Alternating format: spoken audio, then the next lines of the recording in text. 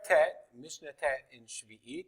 This is the last Mishnah in the 9th chapter of Sheviit. We're going to continue. This is the last Mishnah that deals with the notion of Bi'ur and Sha'at Bi'ur Sheviit. That if I had Perot Sheviit that were past the time of Bi'ur, I have to do Bi'ur, which according to most poskim means I have to make it Hefker.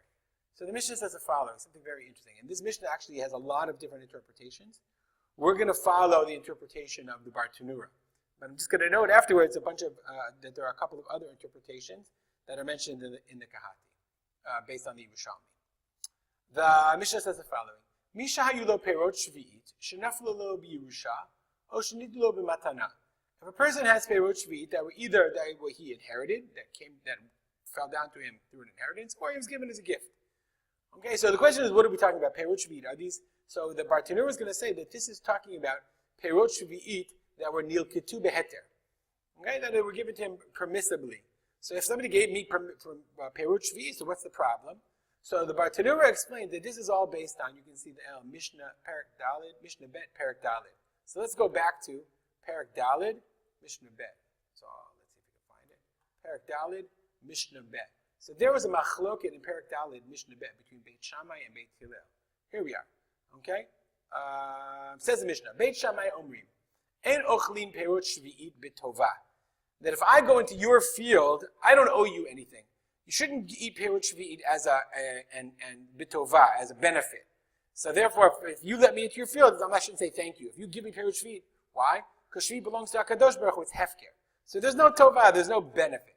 Beit Hillel says ochlin b'tova b'shalo b'tova.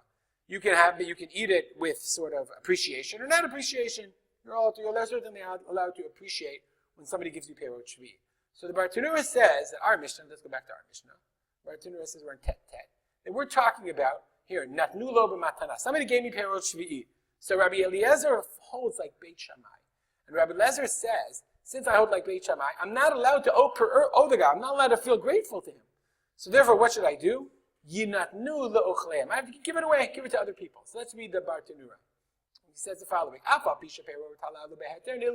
even though these fruits were collected beheter, okay, mikol makom savar Rabbi Eliezer da'asur lezeh shenatnu leperot la'ochlam b'bado. The guy who received the perot as a gift, I got a fruit basket of shvi'it. The guy collected shvi'it, and he, legally he went out and collected and he gave me a fruit basket. I still can't eat it by myself. Why? You have to eat it with other people. Why? The Rabbi Eliezer the Ta'ameh, Rabbi Eliezer holds according to his opinion. The Savar ke Beit Shammai, he holds like Beit Shammai. The Amrei asur le'achol perot shvi'it b'tova. You're not allowed to benefit b'tova. You can't eat perot shvi'it as and owe somebody or feel like the person did you a favor. Kolomar lachzik tova l'misha natan lo perot shvi'it. In other words, to have a sense of debt or obligation to someone who gave you the fruit.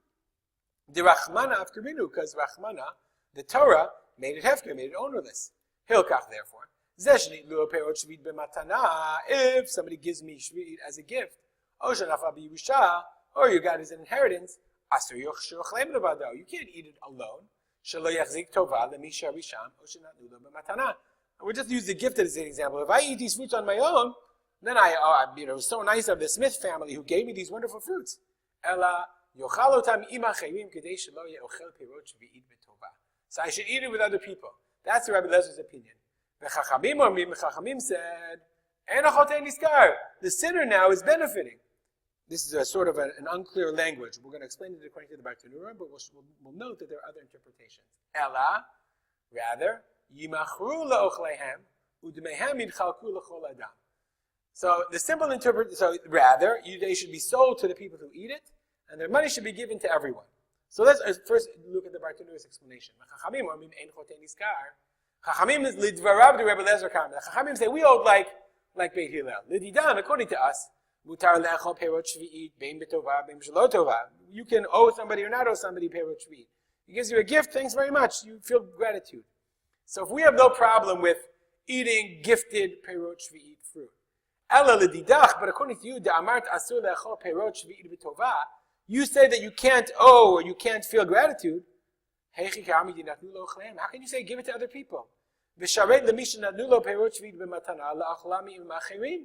if you're allowing me to eat it with other people. Now I'm benefiting. Why? she'ochel otam im kol b'nei adam. I'm eating with other people. V'adin noten lefi dvarecha. And according to your words, shimachru la'olech lehem. Shipara otam ma shehem shavim. Kedei shelo yehei choten nizkar. So this is what he's saying. What it says is, what it means is, yimachu lo'olech lehem means the people who eat it with you should pay you. Why? Because if they don't pay me, then they're going to owe me. Therefore, because that's the Chacham say, according to you, you give it to other people. So I'm b'chotei, because why?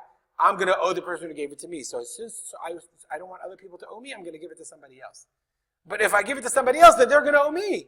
Just like I owe the first person. So therefore, instead, I should sell it to them, then they won't owe me anything. And the money should be given to other people, to anybody, given away. So therefore, the Chachamim say, Rabbi Lezer is saying, we don't hold like Rabbi Meir. We don't hold like you, Chachamim say, we don't hold like Rabbi Lezer. We don't hold like the Beit Shammai. We hold like Beit Hillel. But according to your own logic of Beit Shammai, that you can't eat perot shvit letovah, what benefit do you get from yidnadu lo'chleihem? Rather, yimachu lo'chleihem, sell it, and you don't get to keep the money, you should give it to somebody else. Therefore, nobody benefits. They paid you, and you didn't make any money.